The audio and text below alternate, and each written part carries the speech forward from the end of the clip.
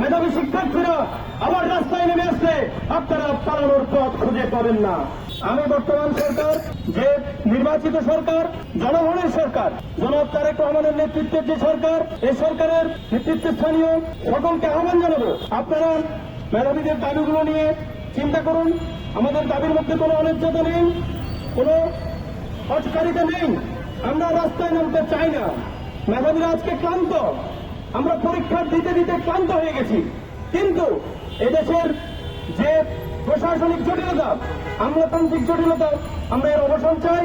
এবং 45তম বিসিএস এর সাথে যে নৈরাজ্য করা হয়েছে, যেখানে 44তম বিসিএস কে 3বার সম্পূরক ফলাফল প্রদান করা হয়, সেখানে 45তম বিসিএস কে একবার সম্পূরক দিতে ওনারা প্রস্তুত নয়।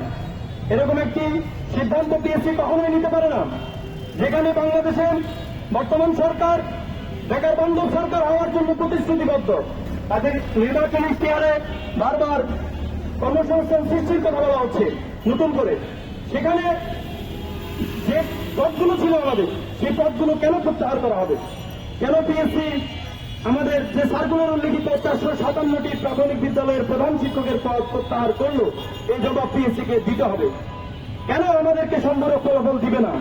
44তম বিসিএস কে যেখানে 3বার সম্পূরক ফলাফল দেওয়া হয়, সেখানে আমাদেরকে একবারও কেন দিবে না?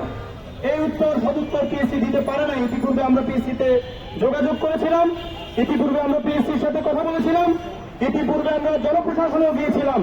কিন্তু এই অথর্ব জনপ্রশাসন সচিব এবং অথর্ব পিএসসির চেয়ারম্যান প্রবাসের বলেন, যিনি কোনো আমলা নয়, তিনি একজন ইউনিভার্সিটি শিক্ষক ছিলেন, তিনি আমাদের দুঃখ বোঝার মতো ক্ষমতা তার নেই।